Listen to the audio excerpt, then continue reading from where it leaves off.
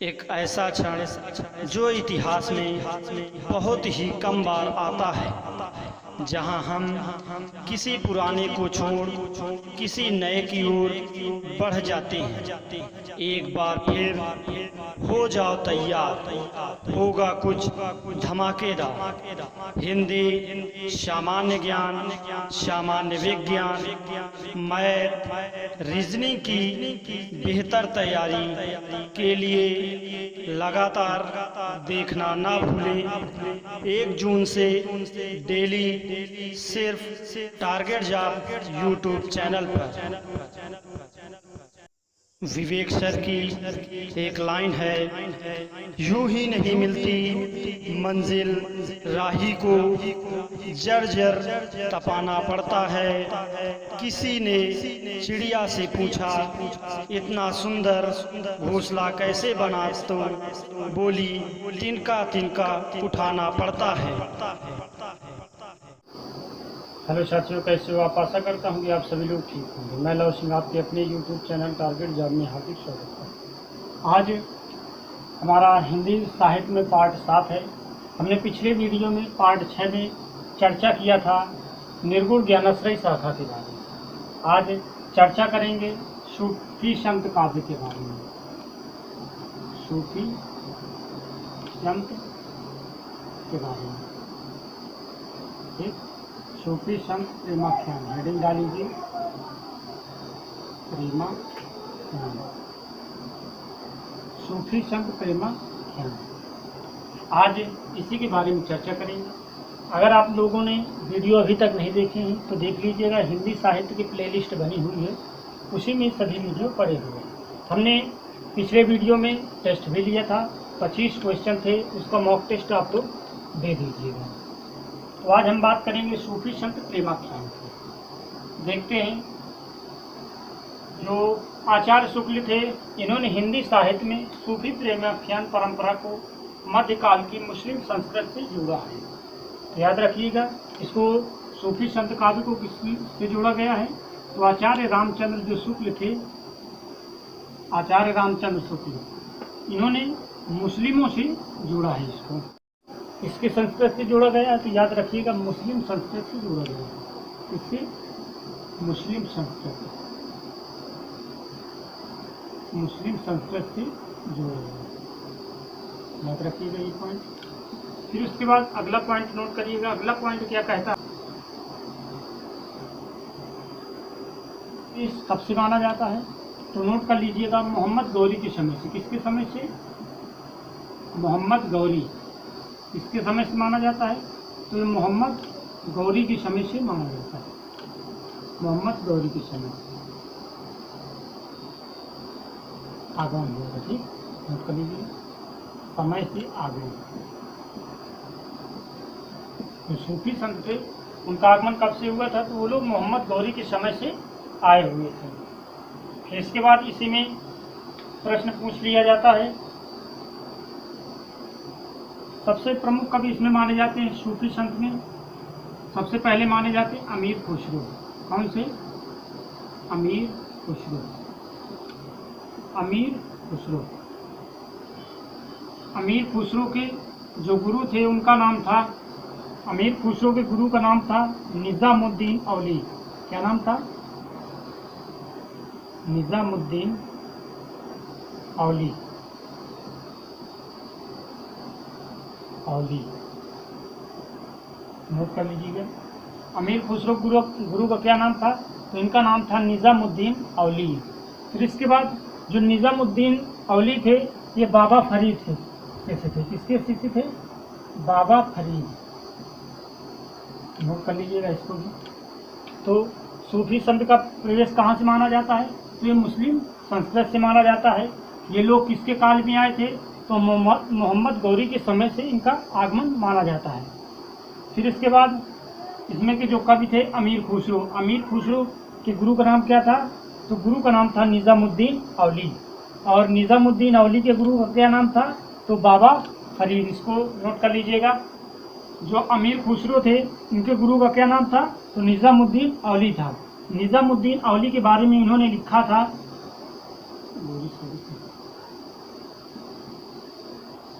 गोरी शोभे सेज पर मुख पर डारे केस।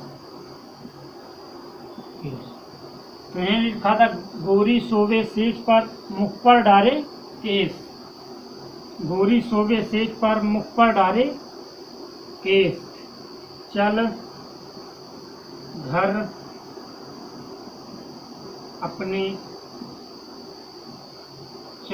अपने खुसरो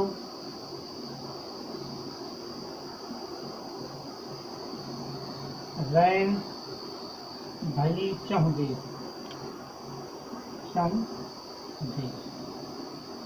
तो ये अमीर खुसरो थे। जब इनके गुरु निजामुद्दीन औली की मृत्यु हो जाती तो उस समय इन्होंने लिखा था गोरी शोभे सेज पर मुख पर डारे केस, चल घर अपने खुसरो रैन भई चहु दे। फिर इसी के बाद इनकी भी मृत्यु हो जाती है, अमीर खुसरो की भी मृत्यु हो जाती है। जब उनके निजामुद्दीन औली की मृत्यु होती है उसी के बाद अमीर खुसरो की भी मृत्यु हो जाती है। ठीक, नोट कर लीजिएगा इसको भी। सूफी संत प्रेमाख्यान जो है इसमें की साधना जो मानी गई 4 प्रमुख साधन माने गए हैं। जो साधना थी उसकी साधना की अवस्थाएं कितनी मानी गई, तो 4 साधना की अवस्थाएं मानी गई हैं। लेकिन डाल लीजिए साधना की अवस्थाएं। साधना की अवस्थाएं प्रमुख रूप से कितनी मानी गई हैं, तो 4 मानी गई हैं। नोट कर लीजिए साधना की अवस्थाएं कितनी मानी गई हैं, तो 4 मानी गई हैं। पहली जो साधना थी, पहली साधना का नाम था नासूत। पहली साधना कौन सी थी, तो पहली साधना का नाम था नासूत। अगली हमारी साधना जो थी उसका नाम था भलकूत। क्या नाम था, भलकूत। साधना की अवस्थाएं कितनी मानी गई, 4 मानी गई हैं, नासूत, भलकूत। फिर इसके बाद आ जाता हमारा जबरूत। कौन सी, जबरूत। फिर अगला हमारी आ जाती है लास्ट लाहूत। कौन सी, लाहूत। याद रखिएगा साधना की अवस्थाएं 4 होती हैं। कौन कौन सी, नासूत, भलकूत, जबरूत, लाहूत। पूछ लिया जाता है सूफी जो शब्द है, सूफी शब्द की उत्पत्ति कहाँ से हुई थी, तो याद रखिएगा किससे हुई थी, सूफिया शब्द से हुई थी। याद रखिएगा इसको, सूफी जो है द्वारा सूफी शब्द की उत्पत्ति कहाँ से हुई थी, सूफिया से हुई थी।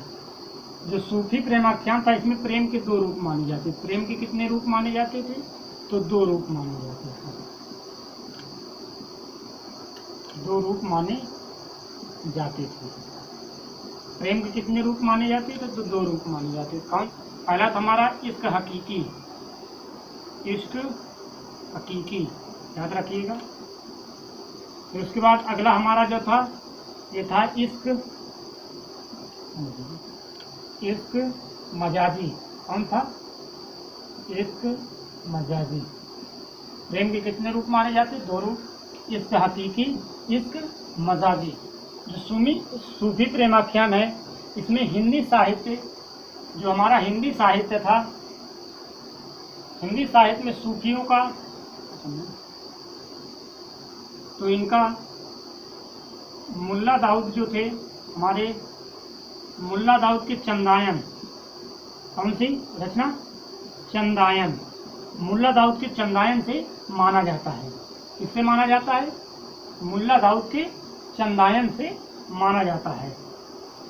फिर इसके बाद अगले कवि जो हमारे थे जायसी थे। याद रखिएगा जायसी की रचना का क्या नाम था, तो जायसी के रचना का नाम था पद्मावत। कौन सी रचना थी, पद्मावत।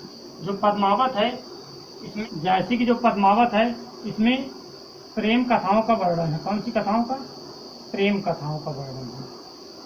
नोट कर लीजिए इसका वर्णन है, प्रेम कथाओं का वर्णन है। पद्मावत में कितनी रचनाएं हैं, तो याद रखिएगा 6 रचनाओं को वर्णन माना गया। कितनी, 6 रचनाओं का वर्णन माना गया है। देख लेते हैं 6 रचनाएं कौन कौन सी थी। तो हमारी पहली आ जाती है सबसे पहली हमारी आ जाती है सपनावती, सपनावती। फिर उसके बाद अगली आ जाती है अगली हमारी कौन थी, तो याद रखिएगा मृगधावती थी, मृगधावती। फिर इसके बाद अगली हमारी आ जाती है जो तीसरी थी मृगावती। कौन सी, मृगावती, जिसको क्या कहते हैं हम लोग, मृगावती बोलते हैं, मृगावती।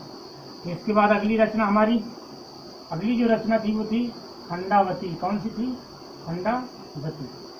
फिर इसके बाद अगली आ जाती है हमारी मधुमालती। कौन सी आ जाती है, मधुमालती। इसके बाद अगली हमारी रचना लास्ट जो थी वो मानी जाती है किसको, प्रेमावती। कौन सी, प्रेमावती। याद रखिएगा जो जायसी की पद्मावत है उसमें 6 रचनाओं का वर्णन है। 6 रचनाएं कौन सी हैं, सपनावती, मृगधावती, मृगावती जिसको हम लोग क्या बोलते हैं मृगावती, खंडावती, मधुमालती, प्रेमावती। 6 ग्रंथ हैं। इनमें से प्रमुख रूप से केवल 2 ग्रंथ उपलब्ध हैं। कौन कौन से ग्रंथ उपलब्ध हैं हमारे, दो ग्रंथ केवल उपलब्ध हैं। कौन कौन से, तो हमारा मधुमालती हो गया, उसके बाद मृगावती हो गया। तो याद रखिएगा ये भी पॉइंट कि 6 ग्रंथों में कितनी मात्र ग्रंथ हैं इस समय, तो याद रखिएगा 2 ग्रंथ हैं। कौन से, 2 ग्रंथ, याद रखिएगा। जो हमारे इस समय ग्रंथ है वो कितने हैं, 2 ग्रंथ केवल हैं। थे कितने, 6। फिर उसके बाद नोट कर लीजिएगा जो मृगावती थी, मृगावती, इसको सबसे प्राचीन माना जाता है। क्या माना जाता है, प्राचीन रचना मानी जाती है मृगावती की। लेकिन इससे पहले हमने बताया था, इसके पहले हमारी कौन सी है, तो चंदायन है। कौन सी है, चंदायन। नोट कर लीजिएगा, मृगावती को सबसे प्राचीन माना जाता है, मगर उससे पहले की कौन सी है, तो चंदायन है। नोट कर लीजिएगा। इसी में मृगावती जो थी इसकी रचना कब हुई है, तो याद रखिएगा इसकी रचना 1503 में हुई है। इसके रचनाकार कौन है, तो रचयिता इसके माने जाते हैं कौन, रचयिता जो माने जाते हैं कुतुबन। कौन माने जाते हैं, तो याद रखिएगा कुतुबन माने जाते हैं। मृगावती जो था वो हमारा, मृगावती को सबसे प्राचीन ग्रंथ माना जाता है, यानी प्राचीन रचना सबसे मानी जाती है। लेकिन उसके पहले कौन थी, चंदायन थी। मृगावती की रचना 1503 ईस्वी में हुई थी। इसके रचयिता कौन है, कुतुबन है। इसको नोट कर लीजिएगा। फिर इसके बाद आगे आ जाता हमारा मतभेद। जो लेखक थे हमारे उनके बीच में क्या था, मतभेद था। तो क्या मतभेद था, सूफी प्रेमाख्यान को लेकर मतभेद था। तो देखते हैं कौन कौन से कवि क्या कहते हैं। तो सबसे पहले आ जाते हैं हमारे आचार्य रामचंद्र शुक्ल। कौन से, आचार्य रामचंद्र शुक्ल, आचार्य रामचंद्र शुक्ल। तो आचार्य रामचंद्र शुक्ल जो थे ये कुतुबन यानी मृगावती। कौन सी, कुतुबन की रचना का नाम क्या है, मृगावती। तो ये कुतुबन यानी मृगावती को सूफी परंपरा का पहला कवि मानते थे। जो ये आचार्य रामचंद्र शुक्ल थे ये कुतुबन को प्रमुख पहला कवि मानते थे सूफी का। उसके बाद जो हमारे अगले थे हजारी प्रसाद द्विवेदी। कौन थे, हजारी प्रसाद द्विवेदी।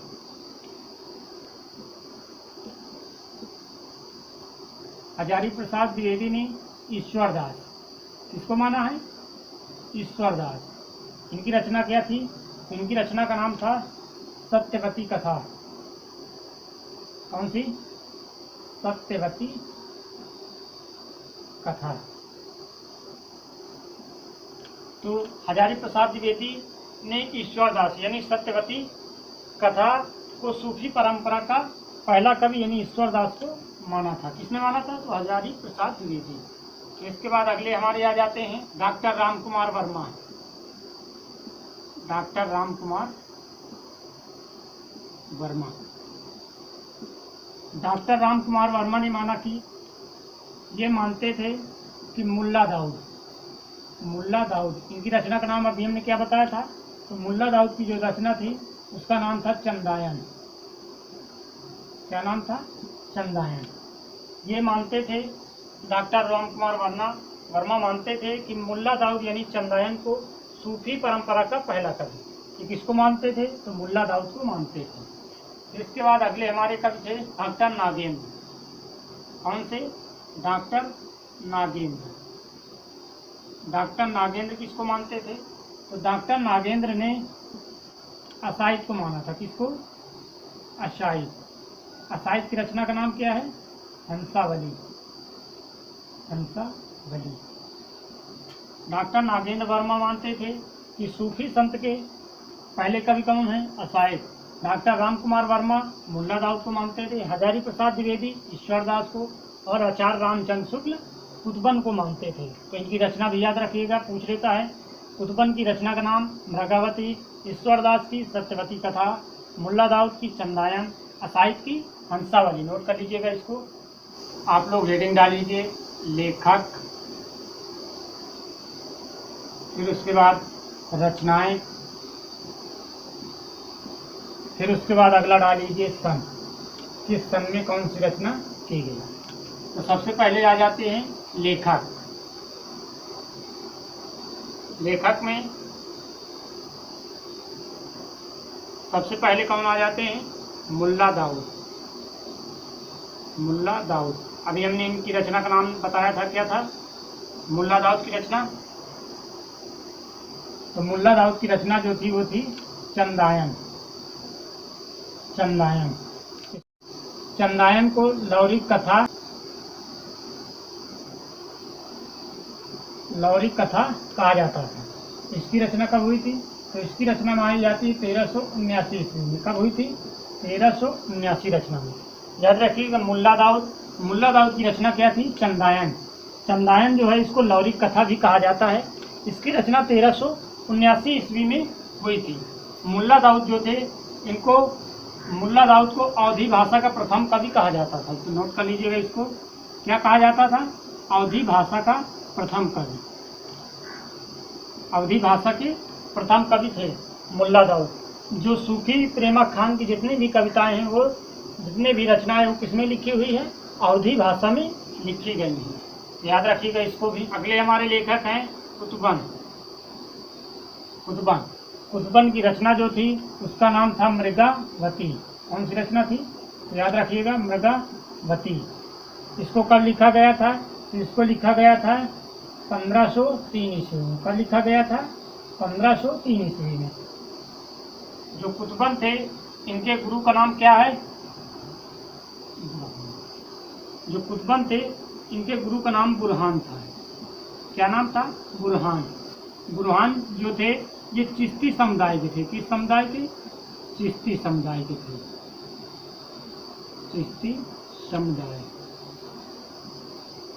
याद रखिएगा। कुतुबन के गुरु का नाम क्या था? बुरहान। ये किस समुदाय थे? तो ये चिश्ती समुदाय थे। ये भी किस भाषा में लिखा गया है? मृगावती। मृगावती को भी अवधी भाषा में रचा गया है। इसके बाद अगले आ जाते हैं हमारे जायसी। जायसी। जायसी की रचना का नाम क्या है? इनकी रचनाएं पद्मावत, पद्मावत हो गई।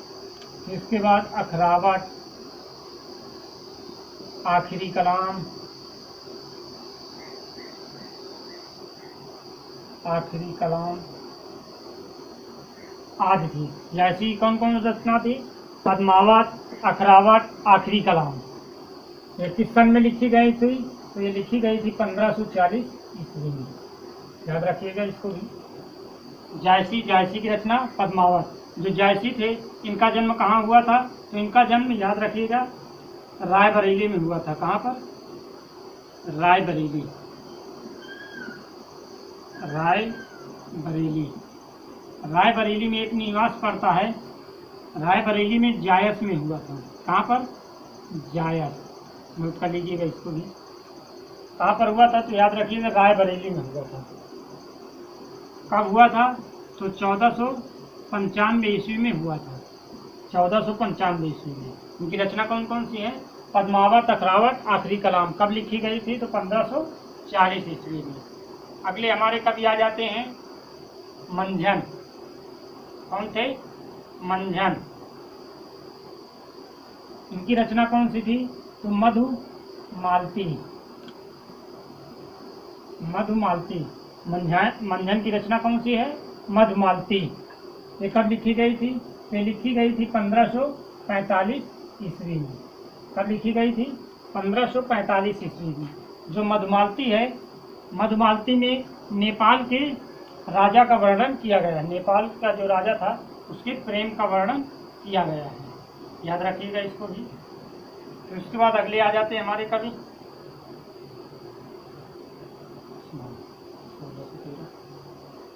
अगले आ जाते हैं हमारे उस्मान। उस्मान की रचना का नाम था चित्रावली। उस्मान की रचना कौन सी है?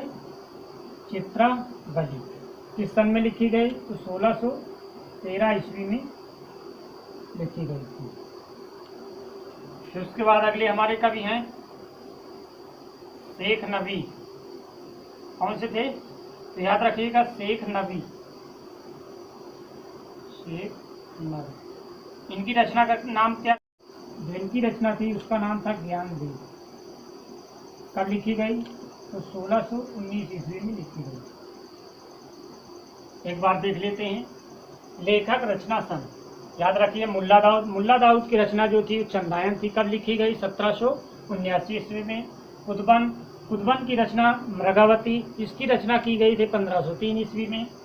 जायसी की रचना पद्मावत, अखरावट, आखिरी कलाम। इसकी रचना कब हुई? तो 1540 में। फिर उसके बाद मंझन की मधुमालती की रचना कब हुई? तो 1545 में। फिर उसके बाद अगले कवि हैं उस्मान की रचना थी चित्रावली। इसको सन 1613 ईस्वी में लिखा गया। इसके बाद अगले थे हमारे शेख नबी की कविता रचना का नाम ज्ञानदीप के लेखक जो थे वो ज्ञानदीप के लेखक क्या नाम था? तो शेख नबी। तो ये कब लिखी गई? सन 1619 ईस्वी में लिखी गई थी। आज के लिए इतना ही। कल मिलेंगे एक नए वीडियो के साथ। तब तक के लिए जय हिंद, वंदे मातरम, भारत माता की जय।